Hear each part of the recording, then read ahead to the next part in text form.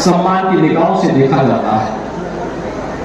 अब दुनिया के अंदर कहीं संकट होता है तो संकट मोचक के रूप में, संकट निवारक के रूप में अगर किसी की ओर देखा जाता है तो प्रधानमंत्री मोदी जी की ओर देखा जाता है और भारत की ओर देखा जाता है।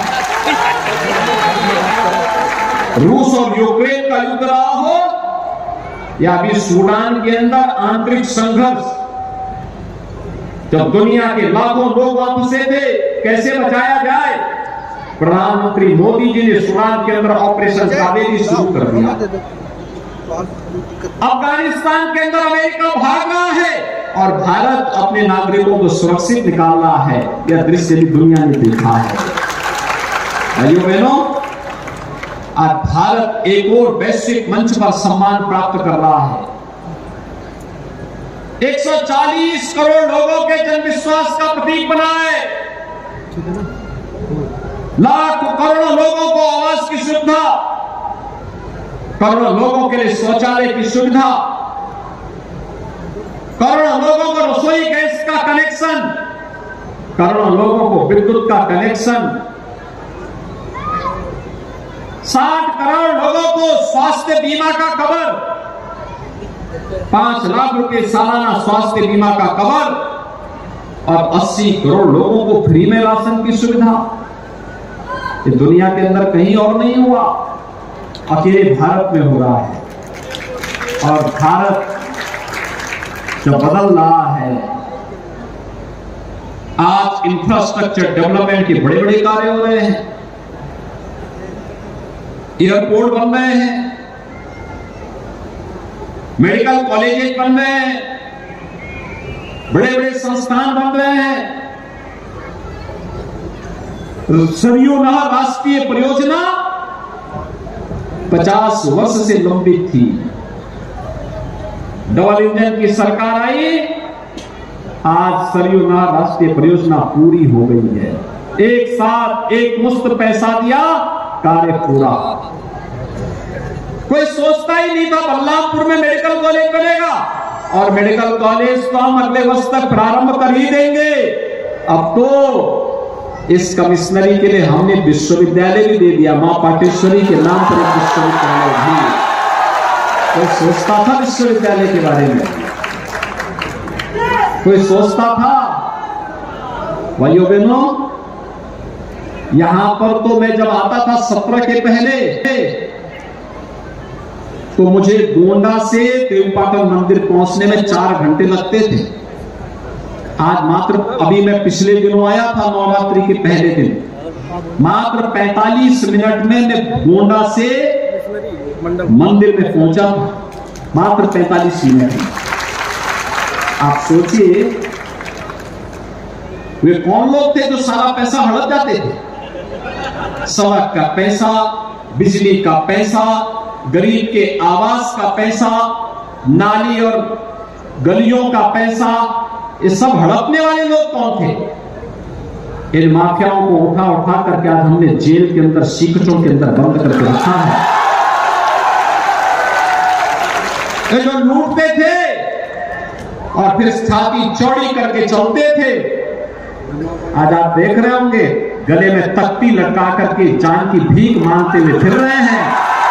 उत्तर प्रदेश बिना भेदभाव के हर गरीब को मकान की सुविधा मिल रही है, बिजली का कनेक्शन मिल रहा है, उज्ज्वला योजना का रसोई गैस का कनेक्शन उपलब्ध करवाया जा रहा है,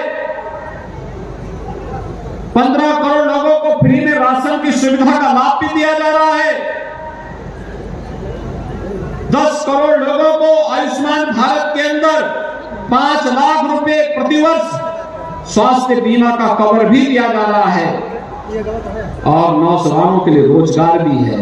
पहले ये माफिया नौजवानों को बहका करके उनके हाथों में तमंचे पकड़वा देते थे। हमने कहा तमंचा नहीं, नौजवान के हाथ में टैबलेट होना चाहिए, टैबलेट। और हमने माफिया को तो किया अंदर, लेकिन नौजवान को 2 करोड़ नौजवानों को टैबलेट दे रही है सरकार। ये डबल इंजन की सरकार दे रही है। हर घर नल की योजना पहुंचाई जा रही है, स्वास्थ्य की सुविधा उपलब्ध कराई जा रही है। और भाइयों बहनों, ये लाभ और भी गति से तब प्राप्त हो पाएगा जब डबल इंजन के साथ तीसरा इंजन ट्रिपल इंजन के रूप में जुड़ेगा ना, फिर विकास के कार्य को और गति दी जा सकती है, और गति दी जा सकती है।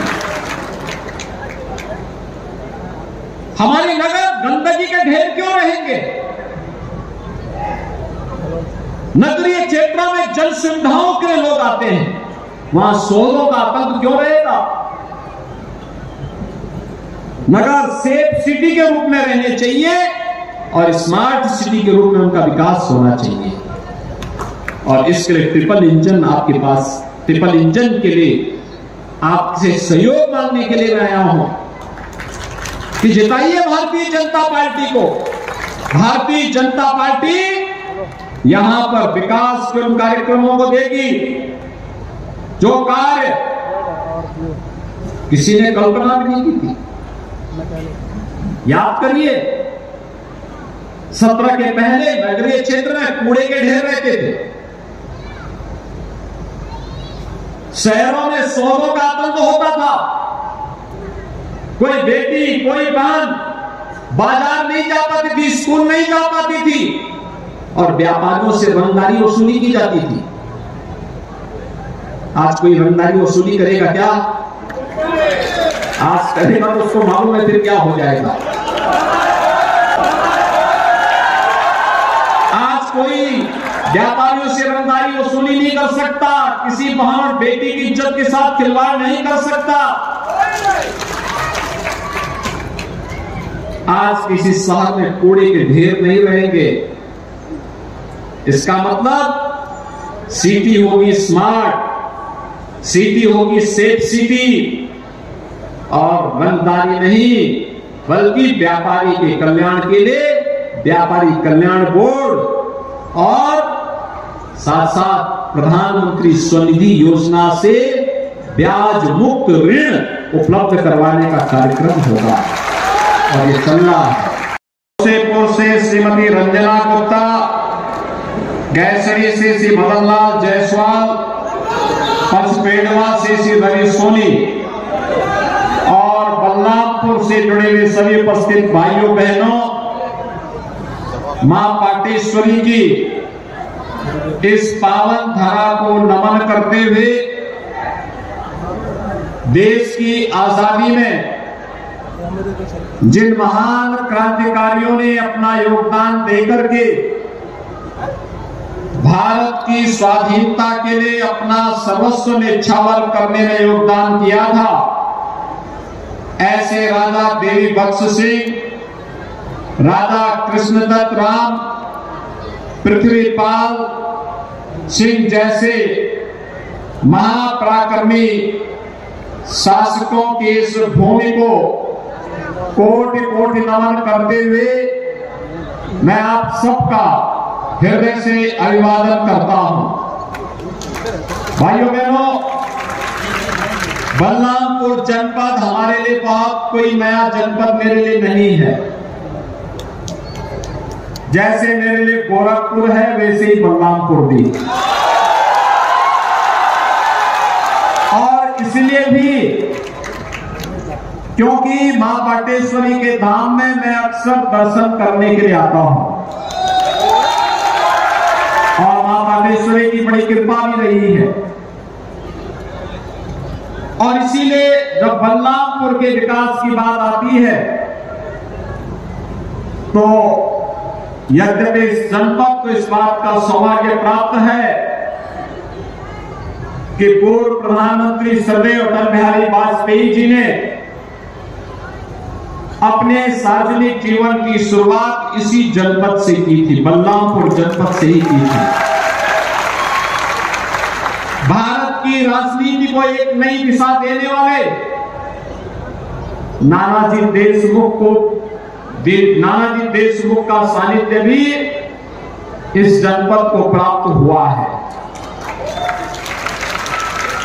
बलरामपुर स्टेट का अपना योगदान रहा है शिक्षा के क्षेत्र में, समाज सेवा के क्षेत्र में, धार्मिक और सांस्कृतिक जागरण के क्षेत्र में भी और बलरामपुर से जुड़े हुए हमारे जनप्रतिनिधियों ने भी विकास के लिए कोई कोर कसर नहीं छोड़ा।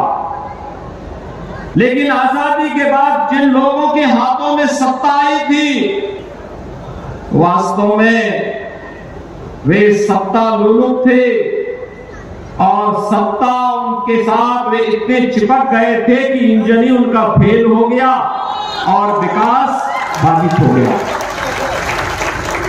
आज आप देख रहे होंगे डबल इंजन की सरकार का चमत्कार। कोई सोचता था कि बलरामपुर में भी मेडिकल कॉलेज बनेगा? आज तो मेडिकल कॉलेज का निर्माण आपके बलरामपुर जनपद में भी होने जा रहा है। देवपाटन कमिश्नरी के बारे में कोई सोचता था कि 3-3 मेडिकल कॉलेज बनेंगे? बहराइच का मेडिकल कॉलेज प्रारंभ हो गया है, गोंडा में निर्माण कार्य प्रारंभ हो चुका है और बलरामपुर में हॉस्पिटल का काम पूरा हो गया है। आगे की प्रक्रिया को हम आगे बढ़ा चुके हैं। श्रावस्ती में एयरपोर्ट का निर्माण कार्य अंतिम चरणों में चल रहा है। अब बलरामपुर के लोगों को लखनऊ या दिल्ली जाना हो या कहीं और जगह जाना होगा तो ये बहराइच में ही एयरपोर्ट है। भैया बहनों, ये विकास की कड़ी को जोड़ता है। याद करिए 2017 के पहले बलरामपुर जिला आकांक्षात्मक जनपद था।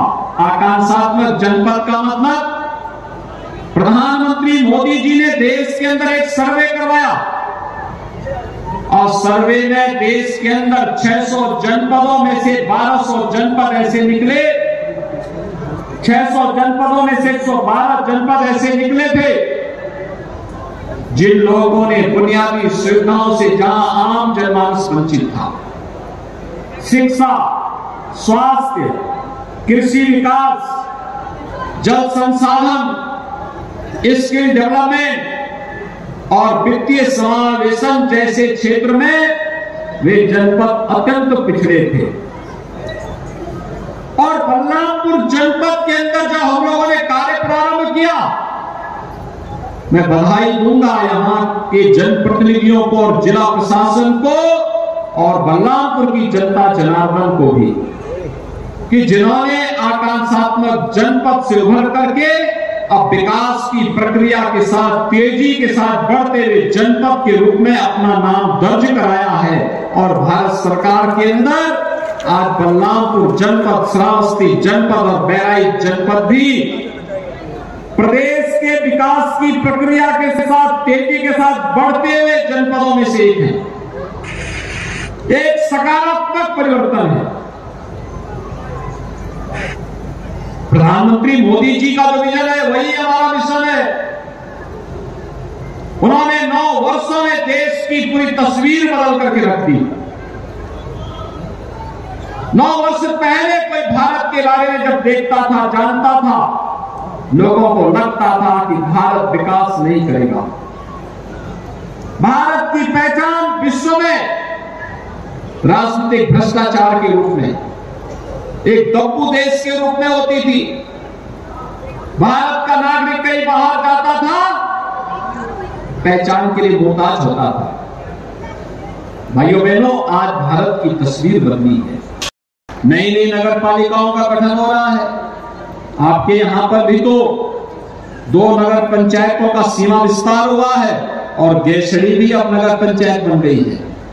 गैसड़ी को भी हमने नगर पंचायत बना दिया है। अगर सैलू वहां से विधायक हो गए होते तो और भी चमत्कार हो गया होता।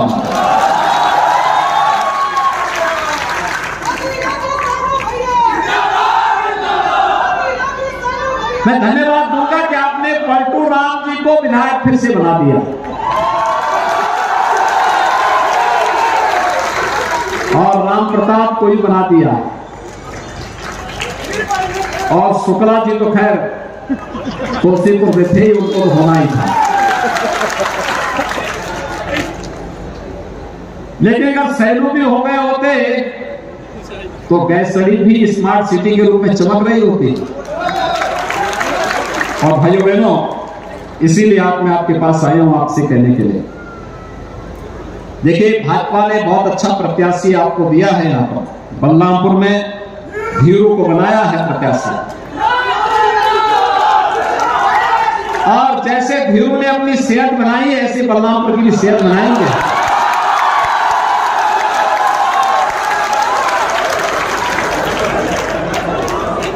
उतरौला से श्रीमती सरिता गुप्ता को,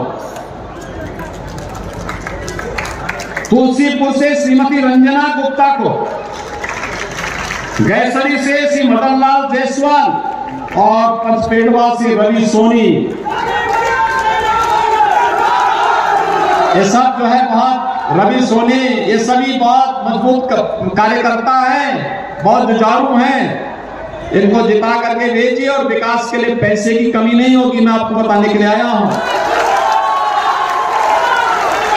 भाइयों बहनों, ये पांचों प्रत्याशी भारतीय जनता पार्टी ने प्रधानमंत्री जी के पंच प्रण को जमीनी धरातल पर उतारने के लिए हमने 5 प्रत्याशी दिए हैं। इनका पूरा फुल बोर्ड बनाइए, हर पार्षद को जिताइए इनके साथ में, और सभी पार्षद और चेयरमैन जब भाजपा के जीतेंगे तो विकास की गति कई गुना बढ़ जाएगी, कई गुना बढ़ जाएगी। आप सब सहमत हैं? सभी लोग सहमत हैं? जहां तक आवाज जा रही है सभी लोग सहमत हैं? तो इनके समर्थन में दोनों हाथ ला करके मेरे साथ बोलेंगे, दोनों हाथ ला करके बोलेंगे, भारत माता की, भारत माता की, भारत माता की।